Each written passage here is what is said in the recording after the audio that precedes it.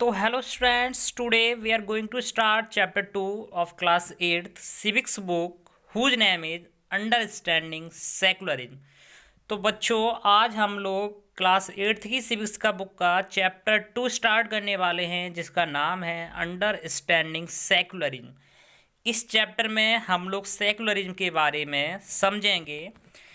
तो सबसे पहले आप लोग इमेजिन करिए कि आप या तो कोई हिंदू हैं या फिर एक मुस्लिम हैं जो कि यूनाइटेड स्टेट्स ऑफ अमेरिका के एक हिस्से में रहते हैं, जहाँ क्या है कि जो Christian fundamentalism is very powerful. Means Christian जो लोग हैं वो काफ़ी ज़्यादा शक्तिशाली हैं उस एरिया में। तो आप सपोज करिए कि आप यूएस के सिटीजन होते हुए भी आपको वहाँ कोई भी रूम किराए पर ना दे तो आप फिर कैसा महसूस करोगे बताइए। क्या आप लोगों को वहाँ गुस्सा नहीं आएगा? आएगा ना। तो उसके अलावा व्हाट इफ़ यू डिसाइडेड, और आप लोग क्या डिसाइड कर सकते हैं इसके अलावा, या तो आप जो डिस्क्रिमिनेशन हो रहा है उसके प्रति कंप्लेन कर सकते हैं या फिर आपको वहाँ से वापस इंडिया के लिए जाने के लिए बोल दिया जाए। तो आप इनमें से क्या डिसाइड करोगे कि अगर आप वहाँ जो डिस्क्रिमिनेशन हो रहा है अगर आप उसके प्रति अगर आप आवाज़ उठाते हो तो वहाँ से आपको भारत वापस भेजने के लिए बोल दिया जाता है, तो आप फिर क्या करोगे? क्या आपको गुस्सा नहीं आएगी? आएगी ना। तो आप अब गुस्सा होगे तो दो फॉर्म हो सकती हैं। एक फॉर्म तो ये हो सकती है कि आप ये कहो कि जो क्रिश्चियंस लोग हैं उन सबको सेम ट्रीटमेंट मिलना चाहिए, ठीक है, जहाँ हिंदू और मुस्लिम लोग मेजॉरिटी में हैं। तो आप ये जान के वहाँ चुप रहोगे कि जो क्रिश्चियन लोग हैं वो सेम ट्रीटमेंट नहीं कर रहे हिंदू मुस्लिम के साथ, वो लोग मेजोरिटी में, तो आप वो देख के या तो शांत बैठ जाओगे या फिर आप उनके लिए आवाज़ उठाओगे, फाइट करोगे, ठीक है। तो ये दो चीज़ें हैं, या तो आप वहाँ चुप बैठ जाओगे या फिर लोगों के न्याय के लिए वहाँ आवाज़ उठाओगे। तो आज हम इसी चैप्टर में इसी सेकुलरिज्म के बारे में जानने वाले हैं। तो अगर हम हिस्ट्री की बात करें तो हिस्ट्री में हमें ऐसे बहुत सारे डिस्क्रिमिनेशन के एग्जाम्पल्स मिल जाते हैं जहां शुरुआत से लेकर रिलीजन के आधार पर लोगों का डिस्क्रिमिनेशन हुआ है। जैसे कि आप लोगों ने हिटलर के बारे में भी जाना होगा, जो हिटलर का डिक्टेटर था जर्मनी का, ठीक है। तो वहाँ उसने कैसे सेवरल मिलियंस लोगों को कैसे उसने मारा, कैसे वो जीव के साथ कैसे वो क्या करते हैं उसका डिस्क्रिमिनेशन किया करता था। जो कि ज्यूस स्टेट्स है, जो कि इजराइल है, वो भी अपने मुस्लिम और क्रिश्चियन माइनॉरिटीज को बहुत बुरी तरह से बैडली रिएक्ट करता है। मीन्स वो ज्यू था हिटलर, तो वो कैसे और दूसरे साथ बुरा बर्ताव करता था, ठीक है। तो वहीं अगर हम सऊदी अरेबिया की बात करें तो वहाँ जो नॉन मुस्लिम्स लोग हैं उन्हें अपना खुद का टेम्पल और चर्च या कोई उनका जो प्रे प्लेस है उसे बनाने की उन्हें कोई भी परमिशन नहीं है, उन्हें बिल्कुल भी अलाउ नहीं किया गया है। नॉन मुस्लिम, केवल मुस्लिम लोग ही वहाँ अपने फेस्टिवल्स को सबके सामने पब्लिकली सेलिब्रेट कर सकते हैं। वो पब्लिकली प्रेयर के लिए कलेक्ट हो सकते हैं, लेकिन जो नॉन मुस्लिम पीपुल है वो वहाँ प्रेयर के लिए पब्लिक प्लेस पर इकट्ठा नहीं हो सकते हैं, ठीक है। तो आज हम इसी चैप्टर में जानने वाले हैं सेकुलरिज्म के बारे में। तो प्रीवियस चैप्टर में हम लोगों ने पढ़ा है कैसे जो इंडियन कॉन्स्टिट्यूशन था कैसे उसने हम वो फंडामेंटल राइट्स को कंटेन किया है, मतलब कैसे वो फंडामेंटल राइट्स हम सिटीजन्स को प्रोवाइड कराता है, कैसे वो हमें स्टेट पावर या फिर जो मेजोरिटी किसी रिलीजन की जो मेजोरिटी है उससे वो लोगों को बचाता है, ठीक है। तो और जो इंडियन कॉन्स्टिट्यूशन है वो इंडिविजुअल्स को अलाउ भी करता है अपने फ्रीडम से रहने के लिए, और जो उनके रिलीजियस बिलीफ्स हैं उन्हें मानने के लिए, या फिर जो उनके फेस्टिवल्स हैं उन्हें पब्लिकली अपने रीति रिवाज से सेलिब्रेट करने के लिए। तो जो सेकुलरिज्म होता है, जो सेकुलरिज्म रेफर्स करता है separation of religion from the states. मैं आपको इसका मीनिंग बता रहा हूँ सेकुलरिज्म का। सेकुलरिज्म का मीनिंग है कि जो रिलीजन है, जो धर्म के अनुसार जो लोग हैं उनका डिवाइड कर देना ही सेकुलरिज्म माना जाता है, ठीक है। तो ये जरूरी क्यों है, ये आवश्यक क्यों है कि हम किसी स्टेट्स में जो रिलीजन है उन्हें सेपरेट रिलीजन के अकॉर्डिंग पीपुल्स को डिवाइड कर दें, क्यों सेपरेट कर दें, अलग कर दें। तो इसका मैं एक आपको सिंपल सा एग्जांपल बताता हूँ। मान लीजिए एक स्टेट्स में दो टाइप के लोग रह रहे हैं, एक तो है हिंदू और दूसरे हैं मुस्लिम। ठीक है, हिंदू लोगों के भी फेस्टिवल्स आते हैं, उनका अपना अलग रिलीजन है, अलग उनके बिलीफ हैं। ऐसे ही मुस्लिम लोगों के भी अपनी अलग कस्टम्स हैं, अपने फेस्टिवल्स हैं। तो एक फेस्टिवल दिवाली आया, एक हिंदू का घर है पास में तो एक मुस्लिम का घर है। दिवाली वाले दिन क्या होगा कि जो हिंदू होगा पटाखे चलाएगा, ठीक है, जबकि मुस्लिम दिवाली सेलिब्रेट नहीं करते हैं, तो मुस्लिम को बुरा लगेगा ना। और वहीं अगर हम बात करें मुस्लिम की, जैसे बकरी ईद है, वहीं पड़ोस में हिंदू का घर है, तो बकरी ईद मुस्लिम तो सेलिब्रेट करेगा ही करेगा, तो वो बकरी काटेगा, मीट खाएगा मुस्लिम। तो हिंदू लोग का भी घर पास में है, तो सीधी सी बात तब उसे बुरा लगेगा। और जब बुरा लगेगा तो मना करेगा, तो मानेगा तो है नहीं, अपना फेस्टिवल तो सेलिब्रेट करेगा ही। तो आपस में क्या होगा, कन्फ्लिक्ट बढ़ेगा, वाद विवाद बढ़ेगा, और यहाँ तक कि लोग एक दूसरे की जान लेने के लिए भी उतारू हो जाएंगे। तो इसीलिए इस कन्फ्लिक्ट ना हो रिलीजन को लेकर दो लोगों के बीच में, इसीलिए जो रिलीजन के अनुसार लोगों को सेपरेट करना बहुत ही ज़रूरी है। अब आपको ये बात समझ में आ गई होगी, ठीक है, क्योंकि कॉन्स्टिट्यूशन के अनुसार हर इंडिविजुअल व्यक्ति को, चाहे वो किसी भी रिलीजन से बिलोंग करता हो या किसी कम्युनिटी से बिलोंग करता हो, उसे अपने फेस्टिवल्स रीति रिवाज से मनाने का पूरा राइट है।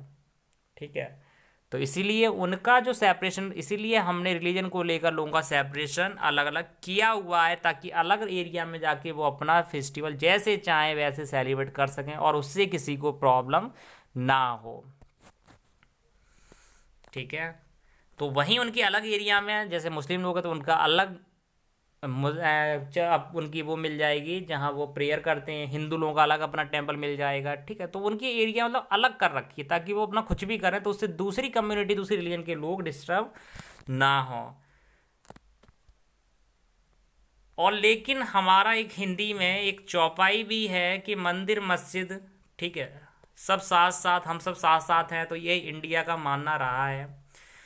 तो इंडियन सेकुलरिज्म क्या है, अगर हम उसकी बात कर लें तो कॉन्स्टिट्यूशन के अकॉर्डिंग केवल एक सेकुलर स्टेट इन पॉइंट्स को फॉलो कर सकता है। कौन से पॉइंट्स हैं कि एक रिलीजियस कम्युनिटी दूसरी रिलीजियस कम्युनिटी को डोमिनेट नहीं करेगी। सबसे फर्स्ट पॉइंट तो ये है। ठीक है, यहाँ डोमिनेट का मतलब है कि एक रिलीजियस कम्युनिटी के लोग दूसरी रिलीजियस कम्युनिटी के लोगों के ऊपर दबाव ना बनाएं। सेकंड पॉइंट की बात करें तो जो कुछ लोग हैं वो अपनी ही रिलीजियस कम्युनिटी के कुछ लोगों के ऊपर भी दबाव ना बनाएं, उन्हें भी डोमिनेट ना करें। तीसरा पॉइंट ये है कि जो स्टेट है वो किसी पर्टिकुलर रिलीजन की नहीं है। ठीक है, और यहाँ हर इंडिविजुअल को अपनी रिलीजियस फ्रीडम से जीने का पूरा राइट है, अपने फ्रीडम से अपने रिलीजन्स की जो कस्टम, जो फेस्टिवल्स हैं उन्हें सेलिब्रेट करने का पूरा राइट है। तो जो हमारा इंडियन स्टेट वास करता है कुछ अलग वे से इन सारी डोमिनेशन को प्रिवेंट करने के लिए, जैसे कि फर्स्ट पॉइंट में अगर हम बात करें तो ये उस स्ट्रेटजी का यूज करता है, डिस्टेंसिंग स्ट्रेटजी का यूज करता है एक धर्म का। ठीक है, और जो इंडियन स्टेट होता है वो किसी भी एक रिलीजियस के ग्रुप के द्वारा रूल्ड नहीं किया जाता है, रूल नहीं किया जा रहा है और ना ही किया जाता है। ये किसी एक धर्म को भी सपोर्ट नहीं करता है। India is a secular country, it support all the kind of religions of people. और इंडिया में अगर हम बात करें तो जो गवर्नमेंट स्पेसीज हैं, जैसे कि कोर्ट्स हुआ, पब्लिक स्टेशंस हुआ, गवर्नमेंट स्कूल्स हुए, ऑफिसेज हुए, तो ये भी किसी एक रिलीजन्स को प्रमोट नहीं करते हैं। फॉर एग्जांपल अगर हम एक स्कूल की भी बात लेके चलें तो वहाँ आपको हिंदू भी बच्चा मिलेगा और हो सकता है वहाँ कोई मुस्लिम भी मिल जाए, क्रिश्चियन भी मिल जाए। तो ऐसे आपको कई सारे एग्जाम्पल देखने को मिल जाए। तो उसके बाद एक ये स्टोरी दे रखी है, एक गवर्नमेंट स्कूल है, ठीक है, सीमापुर में, जहाँ के स्टूडेंट्स एक रिलीजियस फेस्टिवल को सेलिब्रेट करना चाहते हैं, मीन्स एक धार्मिक त्यौहार मनाना चाहते हैं। तो वो अपने टीचर से कहते हैं कि सर एक अगले महीने एक बहुत बड़ा रिलीजियस फेस्टिवल आने वाला है और हमने कभी भी अपने स्कूल में कोई भी फेस्टिवल सेलिब्रेट नहीं किया है, तो क्या इस साल हम ये फेस्टिवल अपने स्कूल में सेलिब्रेट कर सकते हैं। और वो स्कूल है वो गवर्नमेंट स्कूल है। तो जो टीचर होता है वो उस लड़की से कहते हैं कि आई एम अफ्रेड दैट, मुझे डर है कि ये बात पॉसिबल ही नहीं है रेखा, कि ये गवर्नमेंट स्कूल है और हम किसी भी एक रिलीजन्स के लोगों को इम्पोर्टेंस नहीं देते हैं, जबकि प्राइवेट स्कूल ऐसा कर सकते हैं, वो कोई भी त्यौहार सेलिब्रेट कर सकते हैं। गवर्नमेंट स्कूल में किसी भी रिलीजियस फेस्टिवल को सेलिब्रेट करने, स्कूल के अंदर सेलिब्रेट करने की परमिशन नहीं है। और जो ज़्यादातर जो रिलीजियस फेस्टिवल्स होते हैं, जैसे हिंदुओं का कोई बड़ा त्यौहार हो या फिर किसी अलग मुस्लिम धर्म का कोई अलग त्यौहार हो, तो उस दिन ज़्यादातर पब्लिक हॉलीडेज ही होती है, ताकि हम लोग अपना धर्म का फेस्टिवल अपने घर पर ही सेलिब्रेट कर सकें। तो फिर वो लड़की होती है, तो फिर वो लड़का कहता है कि मैंने कभी इस तरीके से सोचा ही नहीं था। ठीक है, आई गैस मैं चलो सोचता हूँ कि इस फेस्टिवल को हम स्कूल के बाहर सेलिब्रेट कर सकते हैं।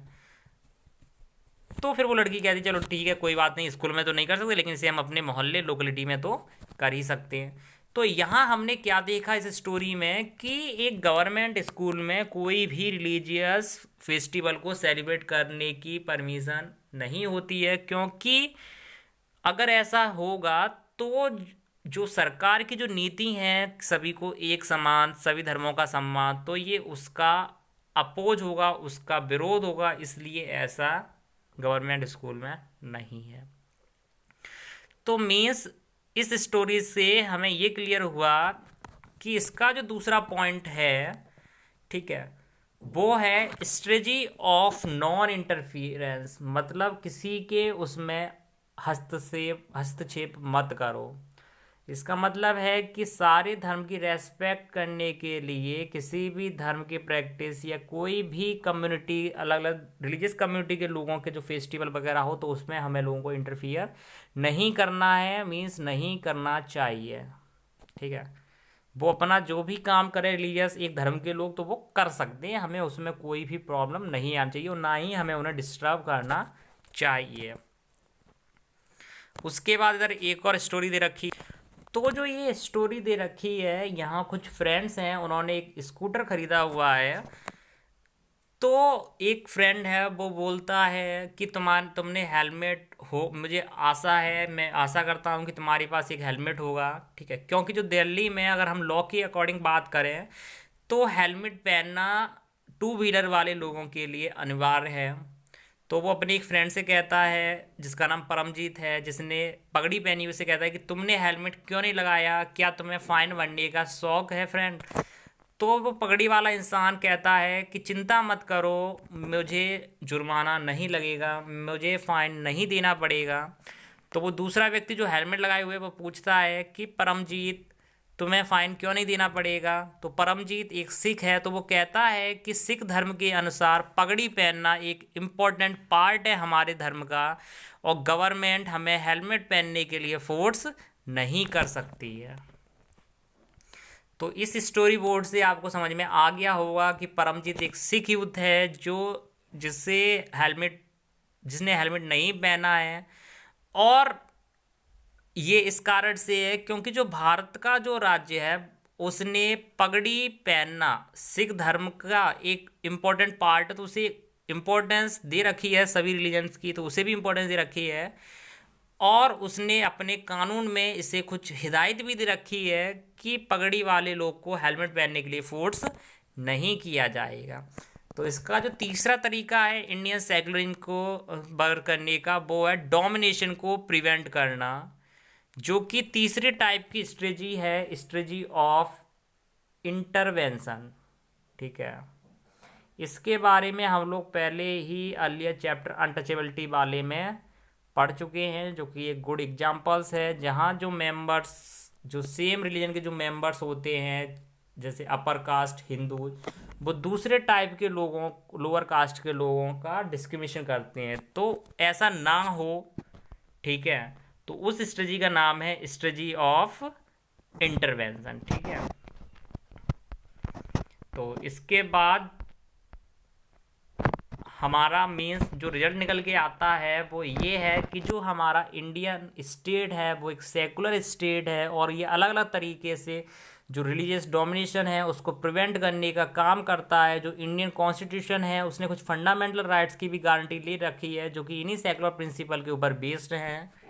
ठीक है, 1 फरवरी 2004 में फ्रांस ने एक लॉ को पास किया था जिसने स्टूडेंट्स को बैन किया था किसी भी कॉन्स्पिशियस रिलीजियस या पॉलिटिकल साइन या सिंबल्स, जैसे कि इस्लामिक हेड कैप्स हो गया, जूस की स्कल कैप हो गई, या लार्ज क्रिश्चियन क्रॉसेज हो गई, ये सब उसने बैन कर दिया था स्टूडेंट्स को फरवरी 2004 में फ्रांस में। ठीक है, तो इस लॉ का सामना हुआ, काफ़ी इसमें रेजिस्टेंस भी आई, बाधाएं भी आई माइग्रेंट्स के साथ जो वहाँ आते थे अल्जीरिया से, टूनिशिया से, मोरसो से। ठीक है, तो उन्हें काफ़ी ज़्यादा वहाँ प्रॉब्लम भी आई, और 1960 में जो फ्रांस थी वहाँ शॉर्टेज हो गई वर्कर्स की, और उसके अलावा उसे वीज़ा प्रोवाइड करना पड़ा उन इमाइग्रेंट्स को जो उस कंट्री में वर्क के लिए आए थे। ठीक है, और जो डॉटर्स थी इन्हीं माइग्रेंट्स की, वो हेड स्केप्स पहनती थी जब स्कूल अटेंड करती थी। ठीक है, तो इसके बाद फिर नया लॉ बना, तो फिर क्या हुआ कि उन्हें फिर इस जो हेड कास्ट पहनने की जो आज़ादी थी वो बाद में प्रोवाइड कर दी गई। तो इसी के साथ हमारा यहाँ चैप्टर फिनिश होता है। आई होप आपको ये सारी चीज़ समझ में आ गई होगी। ठीक है, और जो मेन इंपॉर्टेंट चीज़ है वो आप नीचे इस वीडियो के नीचे जो सब्सक्राइब वाला बटन है उसे प्रेस जरूर कर लें, ताकि जो इसकी जो नोटिफिकेशन मिलती रहे वो डायरेक्ट आपके मोबाइल पर पहुंचती रहे। और कोई भी डाउट्स हो तो आप इसके नीचे कमेंट बॉक्स करके पूछ सकते हैं मुझसे। और इसके बाद हम लोग बात करेंगे अपना 3rd चैप्टर की, जो कि सिविक्स बुक का ही होगा। तब तक के लिए thank you very much, stay home, be safe. ठीक है, तो मिलते हैं फिर नेक्स्ट वीडियो में।